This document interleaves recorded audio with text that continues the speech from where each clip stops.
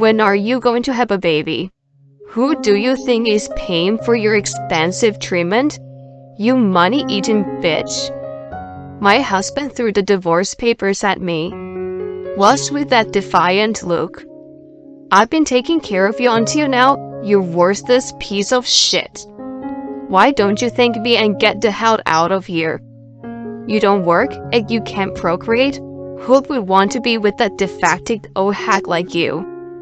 At best, you crow miserably through life. I had been a housewife for 10 years and was abandoned at the age of 40 due to infertility. How was I supposed to live from then on? What saved me from losing the will to live was my beloved child who came into my life after the divorce. My son, who was like an angel smiling at me, called me mom, and changed my life for the better. I never imagined that this angel was going to send my ex-husband to hell. My name is Kylie. My husband Josh and I were married for 10 years, and I was a full-time housewife. Both of us love children and look forward to having our own, but it was taking a long time. In the beginning, we were relaxed about it, saying it's blessing in disguise. When we were still childless after 5 years, we decided to undergo fertility treatment. Josh believed that it was something women undergo, and that the inability to have children was a problem on the woman's side. He was definitely not cooperative. Furthermore, the treatment was expensive. And when he saw me frequently falling ill due to the side effects, he would say, "Who do you think is paying for this? I'm not paying a lot of money so that you can fall sick in bed." He always complained. After 5 years of treatment, he seemed to have lost patience. Despite the best efforts of both myself and my doctor, I was unable to conceive a child, and the cost of treatment just kept mounting. Frustrated by the situation, he finally asked for a divorce. I tried to talk to him and asked him to reconsider several times. He had probably already given up on me, so he refused to have a talk. At the age of 40, I was going to throw a divorce and became single again. I felt as if there was a gaping hole in my chest, but I worked hard to survive. When I was going through the treatment, I got a part-time job to help cover the expensive bills. Fortunately, I was able to continue working the same job, and they even gave me more hours after I explained the situation. In addition, my manager had been talking about promoting me to a full-time position for a while, so he submitted my application to the head office for me. My days passed quickly and frantically from then on. About a month after I left Josh, my life was drastically changed again. My best friend from high school was in a fatal car accident with her husband. We used to share our joys and sorrow together. Throughout the time I was having trouble conceiving until the divorce we filed, she was always by my side. At first, I could not believe that she was gone. It sounded surreal, but as soon as I saw her face at a funeral, I felt as if the colors had vanished from the world. As I was leaving the funeral home, dizzy and haste, someone caught my eye. A small, curled-up figure on the side of the parking lot. I had met him several times. He must have just entered elementary school. I had no idea how big he had become. The small figure that was frozen in time was my late best friend's son, Oliver. My chest tightened to see the way he sat there with his knee to his chin and stared blankly at the ground. I wondered what was going to happen to him who had lost his parents and was suddenly alone. Both of his late parents had no surviving family members, and they didn't have any close relatives. I was afraid that he would be sent around to one foster family after another. I couldn't bear the thought and offered to take him in at that point. As an outsider, I thought I might have caused a stir for saying such a thing. but he was granted relatively easily after agreeing not to ask for any help in any way. Oliver also agreed to live with me without hesitation. After that, things just fell into place, and I took in the huge responsibility to raise him alone. As expected, my life as I knew, it was gone. Every day was like a storm, and I realized how hard it was to care for a child. I grew a deep respect for all the parents in the world. My days were dazzling busy, but also joyful.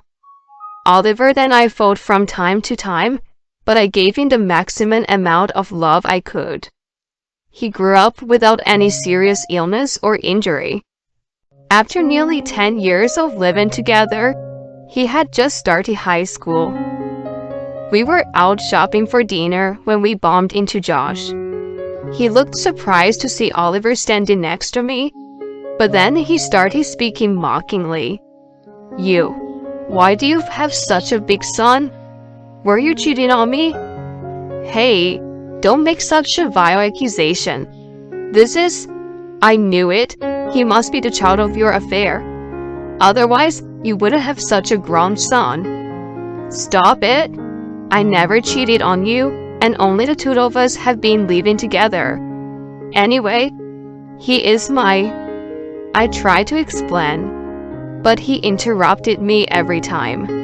He never listened to others when he believed something was wrong, but I thought he got worse than before. He gave me a creepy smirk while he spoke. "Oh my God, you were dumped by your cheating partner, weren't you? Poor you. I bet you must be having a hard time since you weren't really making money. You idiot, you're so rude." Josh, perhaps amused that I was offended, continued to smirk at me. It was about to walk away from his insensitive guy when I noticed something odd. Why did he assume that I had a child with another man? He knew very well that I was on infertility treatment for 5 years, but never conceived. I asked him exactly what was on my mind. "Why do you think he's my child? You know I'm infertile, don't you? So why do you think I had a child with another man?" I'm just guessing. Even if I had cheating on you, you know I can't get pregnant. That's why we got divorced. Do you happen to forget such an important thing? Yeah, that's right. How many years has it been since we divorced? It was suspicious. He was staring at me condescendingly just a moment ago, but his eyes started to shift. My suspicion grew by the sudden change of his attitude. "Is there something you're holding back from me?" "I'm not hiding anything." "Really?" I took a step toward him, and he took a step back. When I stared at his face, he made an awkward expression and started to explain. What he said was surprising. After we got divorced, one of his colleagues told him about male infertility. He was curious, so he got tested and found that he had abnormal sperm function. In other words, he was the cause of infertility. He had been reluctant to participate in the treatment with me, so we were unable to have a child. "So, you mean I couldn't conceive because—" "Yeah, it was my fault." "Oh my God. You were mocking me for not being able to give your child, weren't you? That's why you cheated on me and led me, wasn't it?" "Excuse me?" He was calm at first, but as he spoke, his voice grew louder and louder. His emotions seemed to be building up. "You knew I had a problem, weren't you? That's why you found someone else." "Wait a minute. Oliver is my late best friend's son. She died in an accident, so I took him in, and I've been raising him as my adopted son." "Shut up. Shut up. That's a lie. You've always been a flirt. You must be lured some guy. You useless bitch." No matter how hard I tried to explain to him, he didn't listen to me. I was at a loss as to what to do. He was shouting at me at that point. His words became more and more abusive. People were glancing at us. I felt very uncomfortable. When I was about to speak, Oliver, who had been quietly watching our exchange next to me, spoke up. "Please, stop insulting my mother." "What the hell? If you continue being rude to her, I will call the police." Josh flinched as Oliver flashed his phone at him. After glaring at him resentfully, Josh said nothing, but just clicked his thumb and walked away. "Thank you, sweetheart. If you ever need help, just call me." He seemed illogical, so it's not safe for you to talk to him alone. But it's dangerous. Okay. I couldn't believe that my son had come to my rescue. I thought he was still a child, but I was unexpectedly moved by how much he had grown up. Several more years passed. Oliver was about to graduate from university, and it was time for him to look for a job. We had planned to dine out together after his job interview. He was running late, so I was waiting for him at our meeting point when Josh appeared in front of me. "Yo, Grace?" "Josh?" He still had a nasty smirk as before, but his clothes were tattered and his shoes had holes. The way he appeared was so disheveled that I wouldn't have recognized him unless he called out to me. As I stood there, unable to say anything from the shock, Josh staggered close to me. "Hey, honey, why don't we get remarried and live together again?" "What?" "Yes, let's do that. Let's live together." Unable to grasp his incoherent demand, I just stood there like a statue. He was getting closer and closer. When his hand touched my shoulder, I jerked back and bumped into someone. "Oh, I'm sorry." "I am okay. Are you alright?" The older man looked at me with concern, as if he sensed something strange in the air. The man glanced at Josh and was about to say something. "Hey, you. Stay away from my mother." Oliver, who had just arrived, stepped in between me and Josh. "Ugh, good timing. I'm going to be your father, so you are going to have to support me, you understand?" "What the hell? What are you talking about?" A child who was abandoned by his parents and didn't grow up feeling their love must be facing a hard life. Probably you can't even find a good job and will live like a loser. If you can't be happy living in poverty, you should at least be a good son and devote yourself to your father.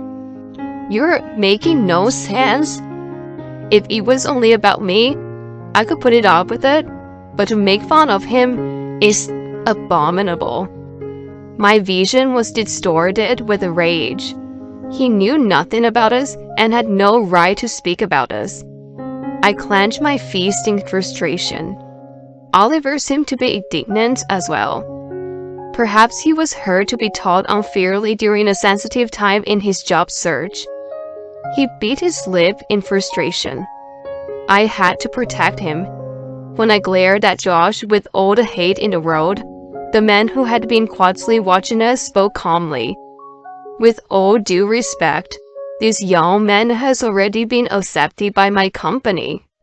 You should have received a call today." "Huh? What are you talking about, old man? You had nothing to do with us, so don't get involved." "I actually do. I assume I have more to do with him than you." "Oh, I'm sorry. I have introduced myself." The man took out his business card. Josh was astounded when he read it and looked at the man's face and the card over and over again. When I looked at the card, the title, Chief Executive Officer, was written on it. The company name was the same as Oliver's first choice. Both he and I were too stunned to say anything. The man continued to speak in the same calm manner. "I was friends with Oliver's late father before his death. We used to play golf together, and I used to visit his house. Oliver was very young, so I don't think he remembers me. I played with you too, Oliver. After your parents passed away, I heard that a friend of your late mother took you in. You've been raised by the wonderful person. I can see the shadow of your late father, not only in your appearance, but in your kind heart. He had a strong sense of justice too. The three of us intently listened to the man. He looked at Oliver compassionately and then moved his eyes upon Josh. His calm voice abruptly changed, and he started to speak sternly. Oliver has grown up to be a very fine man raised by her and his late parents. On the contrary, how about you? You curse others in such a blunt manner in a public place. Before you speak ill of him, you should reflect on yourself in the mirror. Shut up, old man. Don't get too comfortable with me just because I listened to your story. Turning red, Josh drew closer to the man. When he was about to grab the man's neck, his hands were stopped by other hands. Hey, calm down. Come with us, let's talk over there. Surprised by the sudden appearance of the police, I glanced at Oliver, who was holding out his phone. I wondered when he had called them. I was being protective while I was trying to protect him. It wasn't the right time to be emotional, but I was moved by Oliver's maturity. He was not a little child to be protected anymore. Mom, are you okay? I looked at him with a strange feeling of happiness and sadness. He stared back at me curiously. I'm fine, thank you. His stiffened expression relaxed as he was relieved. After that, Josh was out of control for a little while, but the police took him down. He was taken away with his head hung down as if he had given up. I have not seen him since then. I heard through the rumor that he remarried a such younger colleague after divorcing me, but they were unable to have a child. His wife was very insistent, and he reluctantly told her about his infertility. She wanted a child so badly that she was outrageous by him for not telling her earlier, and they divorced. In addition, all the complaints she made to her colleagues started circulating at work, and he was too ashamed to keep working there. He resigned from his job, but he was having a hard time finding new employment. He had to make do with the part-time job to survive. It was during that time he happened to run into me again, and that was how the whole thing came to be. I don't know where he is and what he is doing now, but I sure hope he'll never appear in front of Oliver and me again. I have consulted with the police and have taken countermeasures just in case. Oliver got his own place after he landed on a job. We're still close and talk on phone every day. He's having a hard time getting used to his unfamiliar life, but he's determined to stand on his own feet. As for me, I fell in love at first sight with the CEO, who helped me at that time. I invited him to dinner as a way of thanking him, and we had an unexpectedly good time. Since we were both single, we've been meeting for lunch or dinner since then. Oliver is amazed by my excitement at being in love for the first time in a long while. He listens to me and gives me advice. He is a really good son. When Josh and I divorced, I had no idea such a life was awaiting me. You never know what life has in store for you.